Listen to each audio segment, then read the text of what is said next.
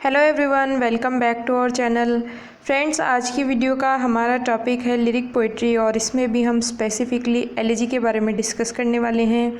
तो इसमें हम देखेंगे कि एलिजी क्या होती है, एलिजी के फंक्शंस क्या क्या होते हैं और इंग्लिश में कौन कौन से पोइट्स हैं जिन्होंने फेमस एलिजीज़ को कंपोज़ किया है। तो शुरू करते हैं आज का वीडियो। सबसे पहले हम एलिजी का बैकग्राउंड जान लेते हैं और ये जान लेते हैं कि एलिजी होती क्या है। तो एलिजी लिटरेचर का वो फॉर्म है जो कि एलिजिकल कपलेट्स में लिखी जाती है या फिर वो सॉन्ग के रूप में भी हो सकती है। ये लिखी जाती है उस पर्सन के ऑनर में जिसकी डेथ हो चुकी हो, डिसीज़ यानी डेथ होना। ये उस पर्सन जिसकी डेथ हो चुकी हो उसके बारे में लेमेंट या मॉर्न करती है, यानी अपना दुख प्रकट करता है पोएट, और उसके बारे में इंडिविजुअल पर्सन से जितनी भी अटैच्ड फीलिंग है उनको एक्सप्रेस करता है। सीधे शब्दों में कहा जाए तो एलिजी एक सैड पोएम होती है जो कि किसी पर्सन की जिसकी डेथ हो चुकी है उसकी प्रेज़ या फिर उसके बारे में सोरो प्रकट करने के लिए लिखी जाती है। ये एक स्पीच होता है, लेकिन जो स्पीच किसी के फ्यूनरल पे गाया जाता है या बोला जाता है तो उसको तो इयोलॉजी बोलते हैं। आप इसको समझना कि कोई पर्सन जिसकी डेथ हो चुकी है और उसका जो फ्यूनरल चल रहा है, उस फ्यूनरल के टाइम में, लास्ट रिचुअल्स के टाइम में अगर कोई पर्सन कोई वर्ड सटर करे, कोई स्पीच बोले तो वो तो इयोलॉजी होगा। और उसके बाद में जब फ्यूनरल कंप्लीट हो जाए उसके कुछ टाइम बाद में जो वर्स कंपोज़ की जाती है उसको एलिजी कहा जाता है।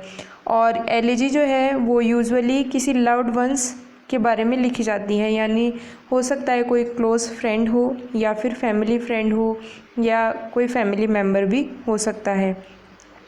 एलिजी जो वर्ड है वो ग्रीक वर्ड एल्यूगस से आया है जिसका मतलब है सॉन्ग ऑफ बेरेवमेंट संग अलॉन्ग विथ अ फ्लूट, कि ऐसा सॉन्ग जो किसी पर्सन के लॉस पे गाया जाए और इसको साथ में किसके साथ में, फ्लूट के साथ में गाया जाता है।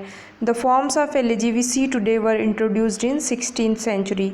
तो एलिजी 16th सेंचुरी से अपने अस्तित्व में आई या लिखना शुरू किया गया एलिजीज़ को। फिर देखिए फीचर्स ऑफ एलिजी, यानी कि क्या क्या फंक्शंस होते हैं। तो क्लासिकल एपिक की तरह एलिजी जो है वो म्यूज़ के इन्वोकेशन के साथ में शुरू होती है और फिर प्रोसीड करती है, यानी आगे चलती है ट्रेडिशनल माइथोलॉजी को रेफ़र करते हुए।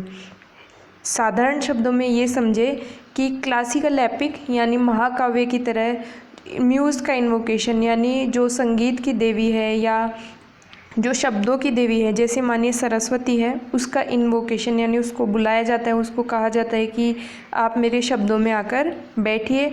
और फिर जो ट्रेडिशनल माइथोलॉजी यानी कि जो पुरानी कहानियाँ हैं उनका रेफरेंस देकर आगे पोएम को कंटिन्यू किया जाता है। It often involves a poet who knows how to phrase thoughts imaginatively in a first person.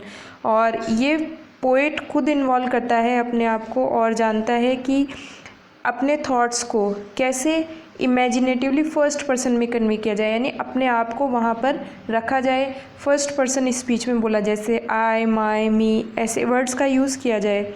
और क्वेश्चन भी रेज़ किए जाते हैं पोएट के द्वारा, किसके बारे में, डेस्टिनी के बारे में, जस्टिस के बारे में और फेट के बारे में। तो इसको आप इस तरह समझिए कि पोएट जो कंपोजिशन करेगा उसमें कहेगा कि भगवान ने ऐसा क्यों किया, डेस्टिनी में ऐसा क्यों लिखा हुआ था, ये जस्टिस नहीं है, ये भाग्य नहीं हो सकता, ऐसी बातें पोएट करेगा इस पोएम में। पोएट जो है वो एसोसिएट करता है उन इवेंट्स को जो कि उसने डिसीज़ के साथ में यानी डेड पर्सन के साथ में स्पेंड किए थे और अपनी लाइफ से कंपैरिजन भी इसका करता है। आगे और देखते हैं। This kind of digression gives the poet space to go beyond the main or crude subject to a deeper level where connotation might be metaphorical। तो यहाँ पर जो पोएट जो डिस्क्रिप्शन देगा और तो वो क्या करेगा, जो सामने दिखने वाला सब्जेक्ट है उसको भी वो बियॉन्ड हमारी इमेजिनेशन के ले जाएगा। Towards the end the poet generally tries to provide comfort to ease the pain of the situation. और पोएम का एंड करते हुए वो लास्ट में कंफर्ट प्रोवाइड करता है, यानी कि अपने आप को कंसोल करता है, सांत्वना देता है और सिचुएशन जो है वो उसको ईज़ करने की कोशिश करता है, शांत करने की कोशिश करता है। Christian elegies usually proceed from sorrow and misery to hope and happiness because they say that death is just a hindrance in the way of passing from mortal state into the eternal state। जो Christian एलेजीज़ हैं वो sorrow से या misery से लेकर hope और happiness तक and होती हैं, यानी कि जो शुरुआत होती है उनकी पेसिमिस्टिक होती है, दुख भरी होती है, और जो लास्ट में कंक्लूजन होता है वो हैप्पीनेस से या होप से भरा हुआ होता है, क्योंकि वो ये मानते हैं कि डेथ जो है वो रास्ता है, पैसेज है किसके बीच में, इस मॉर्टल वर्ल्ड से उस इटर्नल स्टेट में जाने के लिए। अब इसके अदर नेम्स हम देख लेते हैं। तो ए सॉन्ग और पोएम एक्सप्रेसिंग सॉरो और lamentation specially for one who is dead, कि एक ऐसा गाना या फिर ऐसी पोएम जो किसी पर्सन जिसकी डेथ हो चुकी है उसके बारे में लेमेंटेशन यानी दुख प्रकट करे। Something such as speech resembling such a song, और पोएम की ऐसा पर्सन या ऐसी स्पीच या ऐसा सॉन्ग या फिर ऐसी पोएम जो ऐसे दुख भरे लम्हों को या सिचुएशन को हैंडल करे या एक्सप्रेस करे। ए पेंसिव और reflective poem that is usually nostalgic और मेलैंकोली, कि एक पेंसिव यानी थॉटफुल और रिफ्लेक्टिव यानी उन थॉट्स को रिफ्लेक्ट करने वाली पोएम जो नॉस्टैल्जिक यानी खुद के होमली फीलिंग करवाए, और मेलैंकोली यानी दुख को प्रकट करे।